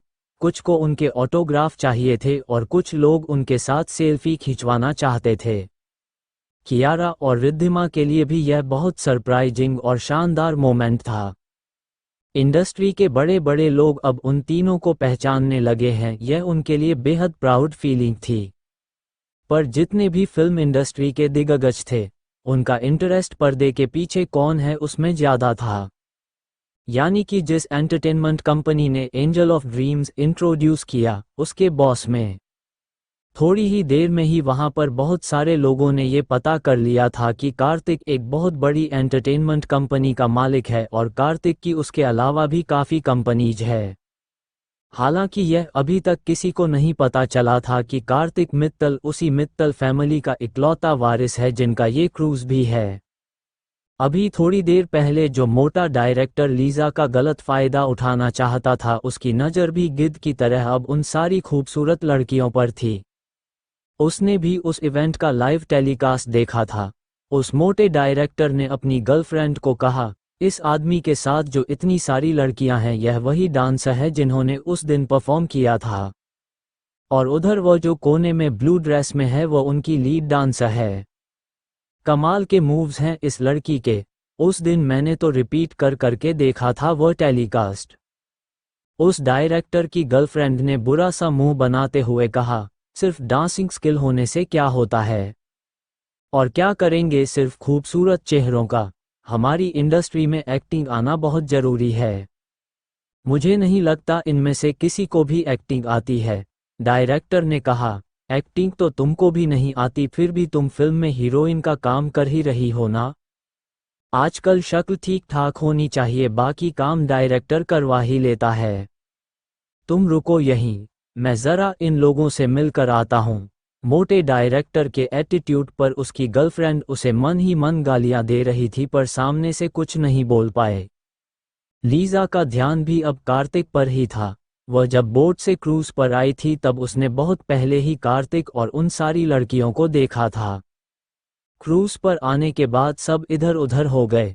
उसके बाद लीजा की नज़र अब इन पर पड़ी थी। बोटेट पर देखकर तो लीजा ने भी यही सोचा था कि कार्तिक उसी तरह का आदमी है जो इन लड़कियों को वहां पर किसी लालच से ले जा रहा है ताकि लड़कियों के जरिए पैसा कमा सके। पर अब जब लीजा को कार्तिक की आइडेंटिटी पता चली तो वह भी शॉक रह गई। उसको अफसोस हुआ कि उसने अब तक कार्तिक को अप्रोच कैसे नहीं किया। जो लड़का एंजल ऑफ ड्रीम्स को स्टार बना सकता है, पूरी दुनिया में इतना बड़ा सेंसेशन क्रिएट कर सकता है, वो कुछ भी कर सकता है। उस पार्टी हॉल में लोग बात कर रहे थे, यार इस आदमी ने उस इवेंट में कितना ज़बरदस्त पैसा लगाया है। ये एंटरटेनमेंट कंपनी का बॉस कितना एक्सट्रीमली रिच होगा ना। भीड़ में से किसी ने कहा, रिच नहीं सुपर डुपर रिच होगा। दिल्ली जैसी सिटी की लाइट कंट्रोल करना कोई बच्चों का खेल नहीं है। याद नहीं है उस इवेंट के बीच में क्या हुआ था। दिल्ली के सारे स्पेशल प्लेसेस पर गजब की लाइटिंग की गई थी। और तो और इतने सारे एयरशिप्स थे जिनसे ये उड़ती हुई लड़कियां निकल रही थी, हवा में परफॉर्म करती हुई। ये सारी लड़कियां वही तो हैं जो उस दिन उस इवेंट पर परफॉर्म कर रही थी। पूरे पार्टी हॉल में अब कोई और बात हो ही नहीं रही थी। सब सिर्फ कार्तिक और उसके शो की लड़कियों के बारे में बात कर रहे थे। वो मोटा डायरेक्टर भी कार्तिक के पास आया और उसने कार्तिक को कहा, हेलो मिस्टर कार्तिक, मुझे अभी पता चला कि 2 दिन पहले इंटरनेट पर जिस इवेंट ने सारे रिकॉर्ड तोड़े हैं वह आपकी एंटरटेनमेंट कंपनी ने ही प्रोड्यूस किया है। कार्तिक ने मुस्कुराते हुए कहा, मैं आपको जानता हूं मिस्टर मेहरा। फिल्म इंडस्ट्री में काफ़ी नाम है आपका। आपकी फिल्मों की कमर्शियल सक्सेस से कोई इनकार नहीं कर सकता। बढ़िया मसाला एंटरटेनमेंट बनाते हैं आप। उस डायरेक्टर ने खुश होते हुए कहा, अरे ये तो कमाल हो गया। आप मेरे बारे में जानते हैं। आपने मेरे काम देखा, पसंद किया, यह मेरे लिए ऑनर की बात है। वैसे अगर आप एक्सेप्ट करें तो मेरे पास एक ऑफर है आपके लिए भी। मिस्टर मेहरा की बात पर कार्तिक हैरान हुआ। कार्तिक अभी तो पार्टी में आया था। इस तरह किसी से फिल्म वगैरह के बारे में बात करने का उसने सोचा भी नहीं था। हालांकि उसे पता था कि जब यहाँ पर फिल्म इंडस्ट्री की इतने बड़े लोग हैं तो उसकी एंटरटेनमेंट कंपनी के लिए यहाँ कुछ ना कुछ काम का निकलेगा जरूर। पर इस तरह फौरन ही अप्रोच करने कोई आ जाएगा, ऐसा तो कार्तिक ने भी सोचा था। कार्तिक ने उस डायरेक्टर से पूछा, कैसा offer mister Mehra? Mister Mehra ने कार्तिक को बोला, आपकी यह लड़कियां एंजल ऑफ ड्रीम्स और आपकी वह मेन लीड डांसर कमाल खूबसूरत हैं। मैं इन दिनों एक फिल्म शुरू करने वाला हूं। आप चाहे तो मैं इनको उस फिल्म में रोल दे सकता हूं। उसके बाद करने के तरीके पर कार्तिक सरप्राइज था। वह शायद अभी तक भी ठीक से कार्तिक का पॉवर समझा नहीं था, जो एहसान जताता हुआ कार्तिक की एंटरटेनमेंट कंपनी के एक्टर्स को काम देने की बात कर रहा था। फिर भी कार्तिक ने बोला, किस तरह का role mister Mehra? Mister Mehra ने कार्तिक को कहा, लीडिंग रोल के लिए तो लड़की फाइनल हो चुकी है, पर मेरे पास कुछ सपोर्टिंग कास्ट में गुंजाइश है। अगर आप चाहे तो मैं अपनी फिल्म में इनको इंट्रोड्यूस कर सकता हूं। कार्तिक उसकी बात सुनकर हैरान रह गया।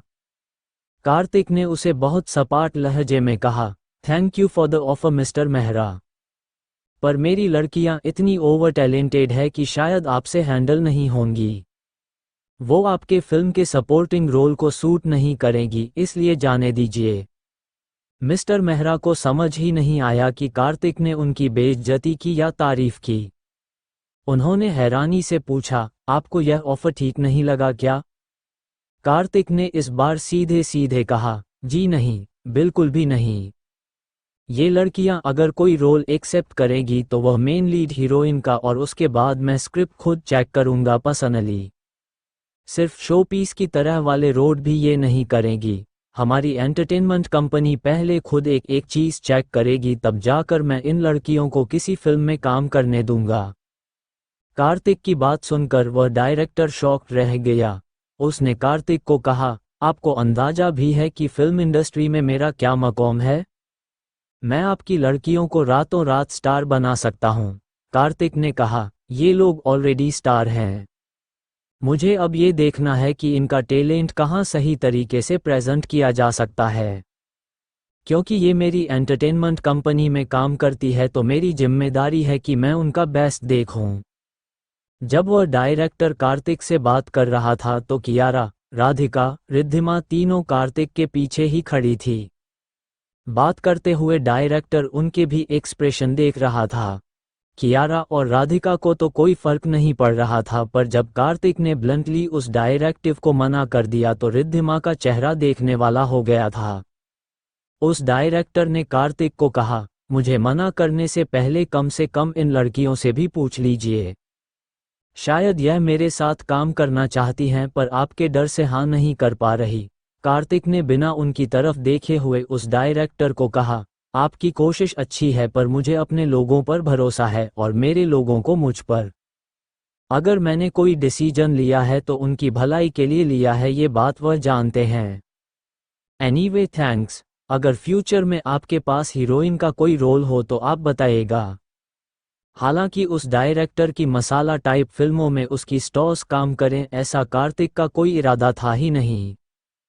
कार्तिक के वहां से जाते ही रिद्धिमा ने कियारा को कहा, कार्तिक भी अजीब है। मिस्टर मेहरा की रेपुटेशन इतनी कमाल की है। फिल्म इंडस्ट्री में इनकी फिल्में बॉक्स ऑफिस पर 100 करोड़ तो पहले हफ्ते में ही कमा लेती हैं। और कार्तिक ने कैसे झटके से मना कर दिया। कियारा ने राधिका से कहा, कार्तिक ने अगर मना किया है तो कुछ सोच कर ही किया होगा ना। रिद्धिमा ने कियारा को कुछ कहा तो नहीं, पर उसको बुरा लग रहा था कि कार्तिक ने इस तरह उस डायरेक्टर को मना कर दिया है। कार्तिक अभी 2 कदम ही आगे बढ़ा था कि उसे पीछे से किसी ने आवाज मारी। कार्तिक ने पलट कर देखा तो चौंक गया। वहां पर उस इंसान से मिलने की उम्मीद तो कार्तिक को बिल्कुल नहीं थी। क्रूज की डिनर पार्टी पर डायरेक्टर मेहरा ने कार्तिक को ऑफर दिया। वह उसकी एंटरटेनमेंट कंपनी की लीड स्टार्स को अपनी फिल्म में सपोर्टिंग एक्ट्रेस का रोल दे रहे थे। पर कार्तिक ने उन्हें रिफ्यूज कर दिया। डायरेक्टर मेहरा खुद को इंडस्ट्री का बहुत टॉप शॉट समझते थे।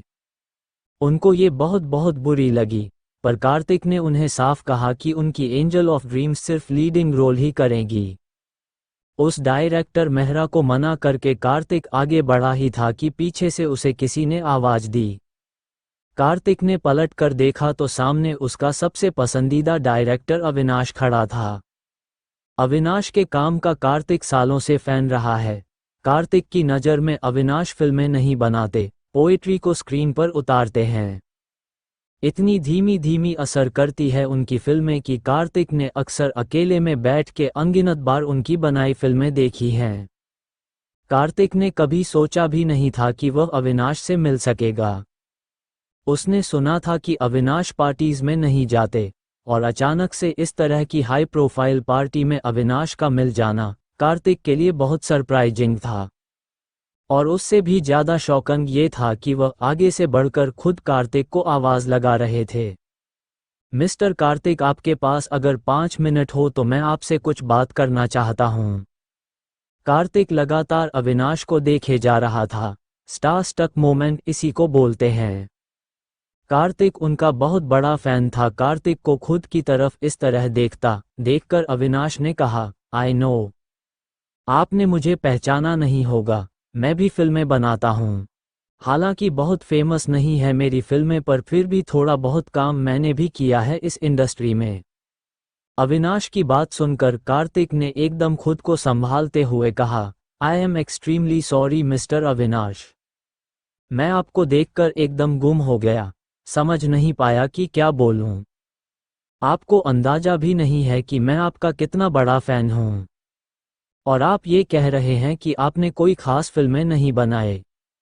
मैंने आपकी एक एक फिल्म काउंटलेस बार देखी है। मेरे लिए आपकी फिल्में सिर्फ फिल्म नहीं है, जिंदगी है, पोएट्री है, प्योर लव है, खुद से मिलने का जरिया है।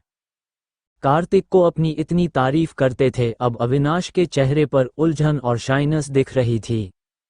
अविनाश एकदम चुप हो गए थे। उन्हें चुप देखकर कार्तिक ने कहा, सर सॉरी, मैं एकदम से रिस्पॉन्ड नहीं कर सका था। आप मुझसे कुछ कहने वाले थे ना, प्लीज बताइए क्या बात है। अविनाश ने कार्तिक को कहा, मैंने अभी आपके बारे में पता किया कि दिल्ली में आपकी एक एंटरटेनमेंट कंपनी है जो आपने अभी शुरू की है। आपने अभी कुछ देर पहले एक म्यूजिक इवेंट भी ऑर्गेनाइज किया था जिसने इंटरनेट पर सक्सेस के सारे रिकॉर्ड तोड़ दिए। आपके उस सुपर इवेंट का रिकॉर्डिंग मैंने भी देखा है। जहां तक मैं समझता हूं कि अगर आपकी एंटरटेनमेंट कंपनी है तो आगे चलकर आप फिल्में प्रोड्यूस करने में भी इंटरेस्टेड होंगे। मैं बात को लंबा ना खींचते हुए सीधे मुद्दे की बात पर आता हूं। कुछ समय पहले मैंने एक स्क्रिप्ट लिखी है जो कि एक साइंटिफिक फिक्शन है। अब क्योंकि यह साइंटिफिक फिक्शन है तो इसमें VFX इफेक्ट्स का काम भी बहुत ज़्यादा है। जाहिर है खर्चा भी उसको बनाने का काफ़ी ज़्यादा आएगा। अगर आपने मेरी फिल्में देखी हैं तो फिर आप तो वाकिफ़ ही हैं कि मेरा फिल्म मेकिंग स्टाइल थोड़ा अलग है।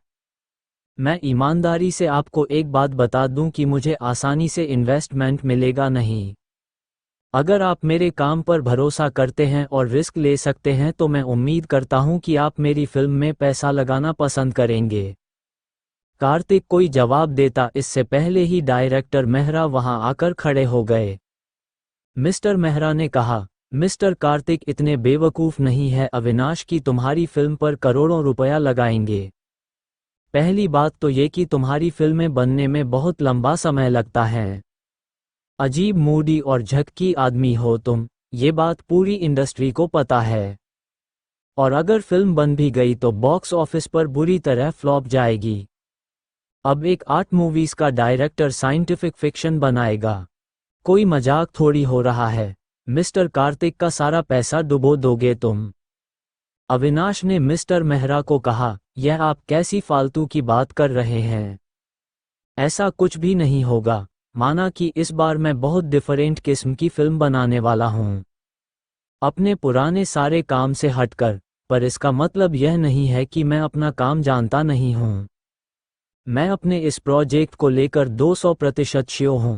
मिस्टर मेहरा ने अविनाश का मजाक उड़ाते हुए कहा, अपने काम को लेकर सभी को इसी तरह के वहम रहते हैं। तुमको लगता है कि यह फिल्म बॉक्स ऑफिस पर कोई चमत्कार कर देगी। लगातार पिटती हुई फिल्मों से शायद तुम्हारा मेंटल बैलेंस बिगड़ गया है। फिर मिस्टर मेहरा ने कार्तिक की तरफ देखकर कहा, मिस्टर कार्तिक, अविनाश की बातों में आकर आप सिर्फ अपना नुकसान करेंगे। अगर इनके पास इतने गुण होते तो इनको इस तरह प्रोड्यूसर ढूंढना नहीं पड़ रहा होता। सबको पता है कि इनकी फिल्में 1-2 अवार्ड भले ही ले जाएं पर बॉक्स ऑफिस पर पिटती ही है। डायरेक्टर मेहरा की बात सुनकर इस बार अविनाश बिल्कुल चुप रहे। लीजा भी वही खड़ी थी, उसने भी यह सब होता देखा और सुना। जब अविनाश चुप हो गए तब लीजा ने कार्तिक को कहा, हेलो मिस्टर कार्तिक, मेरा नाम लीजा राय है। मिस्टर अविनाश की स्क्रिप्ट में उन्होंने हीरोइन के रोल में मुझे कास्ट किया है। बहुत फेमस फिल्में तो मेरे पास नहीं है पर आप मेरा कुछ काम देख सकते हैं। मुझे भी अपने क्राफ्ट को लेकर पूरा कॉन्फिडेंस है। हम मिलकर यह फिल्म बनाएंगे तो मुझे यकीन है कि यह फिल्म बॉक्स ऑफिस पर भी कमाल करेगी। लीजा के ये बोलते ही डायरेक्टर मेहरा बहुत जोर से हंसे। लीजिए, ये तो वही बात हो गई जिसके खुद के सर पर छत नहीं है वह दूसरों को आसमान बांट रहा है। मिस लीजा, अविनाश की तरह आप पर भी दांव लगाना बेवकूफ़ी है। बल्कि अब तो मिस्टर कार्तिक बिल्कुल ही इन्वेस्टमेंट नहीं करेंगे जब देखेंगे कि हीरोइन की तरह एक अननोन फेस काम कर रहा है। किसी भी फिल्म के बिकने के लिए ये बहुत ज़रूरी है कि या तो डायरेक्टर बहुत पॉपुलर हो या फिर एक्टर वेल नोन हो। जिस फिल्म में सब कुछ ही इतना रिस्क हो, वहां भला कौन इन्वेस्टमेंट करना चाहेगा। कार्तिक ने मिस्टर मेहरा को इग्नोर करते हुए लीजा को कहा, हेलो मिस लीजा, मैंने आपका काम देखा है। आपकी शॉर्ट फिल्म एसिड वाकई बहुत कमाल की है। कार्तिक ने फिर अविनाश को कहा, मिस्टर अविनाश, क्या आपके पास अपनी स्क्रिप्ट अभी है? अविनाश ने सुपर एक्साइटेड होकर कहा, हाँ बिल्कुल है। उसकी सॉफ्ट कॉपी तो मेरे फ़ोन में ही है, कहिए तो आपको अभी फॉरवर्ड करता हूँ। कार्तिक ने अविनाश से कहा, ज़रा भेजिए तो। अविनाश ने फटाफट अपना फ़ोन निकाला और अपनी स्क्रिप्ट की सॉफ्ट कॉपी कार्तिक को मेल कर दी। अपनी स्क्रिप्ट को लेकर इस बार अविनाश बहुत कॉन्फिडेंट था। उसने अपनी अब तक की सारी फिल्मों से बिल्कुल अलग कहानी लिखी थी, एक ऐसा साइंटिफिक फिक्शन जिसमें दूसरे ग्रह के लोगों से लेकर सिविलाइजेशन की शुरुआत तक के बारे में बहुत कुछ था। कार्तिक ने अपना फ़ोन खोलकर मेल चेक किया। 10 मिनट कार्तिक उस मेल को पढ़ता रहा। उसके बाद कार्तिक ने अविनाश से कहा, इसका कॉन्सेप्ट बहुत डिफरेंट लिया है आपने। मैंने आपकी सिनॉप्सिस देखी, स्क्रिप्ट तो नहीं पढ़ी पर सिनॉप्सिस देखकर समझ आ गया कि कॉन्सेप्ट बहुत कमाल का लेकर आए हैं आप। इंडियन सिनेमा में अभी तक इस पर काम हुआ नहीं है, पर मिस्टर अविनाश आपका काम तो अब तक का बिल्कुल अलग ही रहा है, इस तरह के कमर्शियल फिल्म से। अविनाश ने कार्तिक को कहा, मैं इसे क्लासिक और कमर्शियल के बीच का सुपर ब्रिज बनाना चाहता हूँ, मास्टरपीस की तरह, इसलिए इसमें इन्वेस्टमेंट भी बहुत ज़्यादा है। तभी यह फिल्म अभी तक शुरू नहीं हो पा रही है। कार्तिक ने अविनाश से पूछा, कितना इन्वेस्टमेंट? अविनाश ने डरते डरते कार्तिक को कहा, कम से कम 100 मिलियन तो लग ही जाएंगे। जैसे ही अविनाश ने कहा 100 मिलियन, डायरेक्टर मेहरा बहुत जोर से हंसे और बोल, दिमाग खराब हो गया है आपका अविनाश जी। आप जैसे डायरेक्टर पर 100 मिलियन कौन लगा देगा? आपकी फिल्में 1 मिलियन ना कमा कर दें। 100 मिलियन की इन्वेस्टमेंट के बाद तो प्रोड्यूसर के बर्तन बिक जाएंगे। और आपको साईफाई के बारे में पता क्या है? आज सिनेमा बनाते हैं आप तो वही कीजिए। इस तरह की स्पेशल इफ़ेक्ट्स वाली फिल्में बनाना आपके बस का काम नहीं है मिस्टर अविनाश। डायरेक्टर मेहरा लगातार अविनाश की इंसल्ट कर रहे थे पर अविनाश का नेचर ही नहीं था कि इस तरह की वाहियात बातों पर बहस करते, इसलिए वह चुप ही रहे। कार्तिक ने डायरेक्टर मेहरा की बात को इग्नोर करते हुए अविनाश से पूछा, 100 मिलियन में बन जाएगी यह फिल्म? अविनाश ने घबराते हुए कार्तिक को बोला, मैं जानता हूं कि यह बहुत ज़्यादा लग रहा होगा आपको। मैं जितना हो सकेगा उतना कम से कम खर्चा करने की कोशिश करूंगा। अगर आप इसमें इन्वेस्टमेंट करेंगे तो आई प्रॉमिस कि आपका नुकसान नहीं होने दूंगा।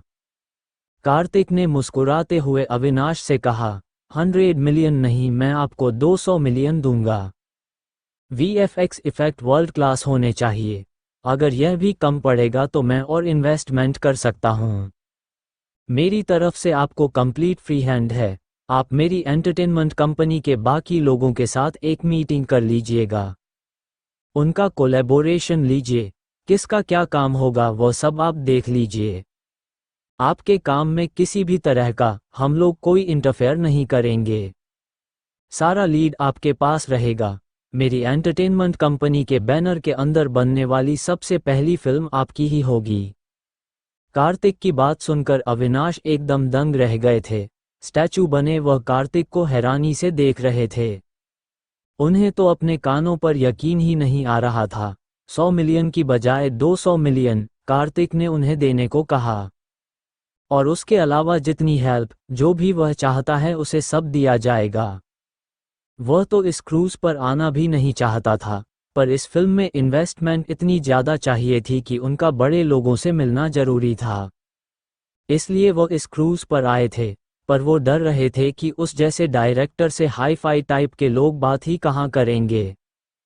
उसने सपने में भी नहीं सोचा था कि उसका काम इस तरह बन जाएगा कि उसका ड्रीम प्रोजेक्ट वो पूरा कर सकें। उधर कार्तिक की बात सुनकर मिस्टर मेहरा को तो चक्कर आ ही गया था। उनकी गर्लफ्रेंड तो सच में चकरा कर कुर्सी पर बैठ गई, और लीज़ा का हाल तो ऐसा था कि उसने अपनी हथेली से अपना मुंह ढक रखा था कि कहीं एक्साइटमेंट के मारे उसकी चीख ही ना निकल जाए। वह यकीन नहीं कर पा रही थी कि कार्तिक ने अभी अभी मिस्टर अविनाश को 200 मिलियन देने की हाँ है, और उस 200 मिलियन की फिल्म में वो हीरोइन की तरह काम कर रही है। फिर अचानक से लीज़ा को डर लगा कि हो सकता है कार्तिक इसलिए इन्वेस्ट कर रहा हो ताकि उसकी कंपनी की स्टार्स इस फिल्म में लीड एक्ट्रेस का रोल कर सकें। उसने डरते हुए अविनाश को कहा, मिस्टर विनाश, मिस्टर कार्तिक आपकी फिल्म में इतनी बड़ी इन्वेस्टमेंट कर रहे हैं तो यकीनन वो अपनी ही कंपनी की लड़कियों में से किसी को एज ए लीडिंग लेडी चाहते होंगे, पर मुझे सपोर्टिंग कास्ट की तरह काम करने में भी कोई दिक्कत नहीं है, इसलिए प्लीज़ मुझे इस फिल्म में रहने दीजिएगा। अविनाश से पहले कार्तिक ने लीज़ा को जवाब दिया, मिस लीज़ा, यह आप कैसी बात कर रही हैं? आप सीनियर एक्टर हैं, प्रोफेशनल है, आपका काम शानदार है। इस फिल्म में लीडिंग रोल तो आप ही करेंगी। हाँ, कहीं और कुछ स्क्रिप्ट के हिसाब से गेस्ट अपीयरेंस की कोई गुंजाइश होगी तो वह मेरे एंटरटेनमेंट कंपनी के एक्टर्स फुलफिल सकते हैं। कार्तिक की बात सुनकर लीज़ा तो छोटे बच्चों की तरह रोने लगी। उसका हंसना और रोना एक साथ हो रहा था। यह उसके लिए बहुत बड़ा खुशी का दिन भी था और शौकत भी। कोई उस पर इतना पैसा इन्वेस्ट कर सकता है, ऐसे तो उसने सपने भी देखना छोड़ दिया था। ये जो कुछ भी हो रहा था, आसपास बहुत से लोग खड़े सुन रहे थे। जंगल की आग की तरह पूरे पार्टी हॉल में ये बात फैल गई कि कार्तिक ने अभी अभी किसी फिल्म में इन्वेस्ट करने की हाँ की है, वह भी छोटा मोटा अमाउंट नहीं, 200 मिलियन। जब ये बात रिद्धिमा, कियारा और साशा ने सुनी तो रिद्धिमा तो हवा में उछल पड़ी। रिद्धिमा ने सुपर एक्साइटेड होकर कहा, वाओ, फाइनली कार्तिक ने हमारे लिए एक बहुत शानदार फिल्म प्लान कर ही ली। मैं बिना बात ही गुस्सा हो रही थी कि कार्तिक ने डायरेक्टर मेहरा को मना कर दिया। मुझे नहीं पता था कि कार्तिक इतनी बिग बजट फिल्म में हमें लॉन्च करना चाहता है। पक्का यह इन्वेस्टमेंट उसने हम लोगों के लिए ही की है। इस फिल्म में हमारा जरूर लीडिंग लेडी का रोल ही होगा। उधर डायरेक्टर मेहरा जब सदमे से बाहर आए तो उन्होंने कार्तिक को कहा, मिस्टर कार्तिक, आप अपनी लाइफ की सबसे बड़ी गलती कर रहे हैं। आपकी एंटरटेनमेंट कंपनी फिल्म इंडस्ट्री में एंट्री करने से पहले ही अपनी रेपुटेशन खो देगी। इस फिल्म को कोई सक्सेस नहीं मिलने वाली है, ये बात आप मुझसे गारंटी लेकर लिखवा लीजिए। इससे बेहतर है कि आप मेरी फिल्मों में इन्वेस्ट करें। मेरे पास कुछ स्क्रिप्ट और भी रेडी है। जिस भी स्क्रिप्ट पर आप काम करना चाहेंगे, हम पहले वही फिल्म स्टार्ट कर सकते हैं। कार्तिक ने मिस्टर मेहरा को कहा, मेहरा जी, मैं एक बार जो कमिटमेंट कर देता हूं फिर उससे पीछे नहीं हटता। सबसे पहली फिल्म तो मेरी एंटरटेनमेंट कंपनी के बैनर के अंदर मिस्टर अविनाश की ही बनेगी। अविनाश ने कार्तिक को फौरन कहा, और मैं भी आपको यकीन दिलाता हूं मिस्टर कार्तिक कि मैं आपके इस भरोसे पर खरा उतरूंगा। मैं जी जान लगा दूंगा कि यह फिल्म न सिर्फ क्रिटिकली अप्रिशिएट हो बल्कि बॉक्स ऑफिस पर भी सक्सेस के रिकॉर्ड्स बनाए। ये सब देखकर मिस्टर मेहरा का पारा अब हाई हो चुका था और उनकी गर्लफ्रेंड भी जलेसी की वजह से मरी जा रही थी। वह तो मन ही मन खुद को कोस रही थी कि उसने क्यों मिस्टर मेहरा के साथ रोल के लिए ट्राई किया।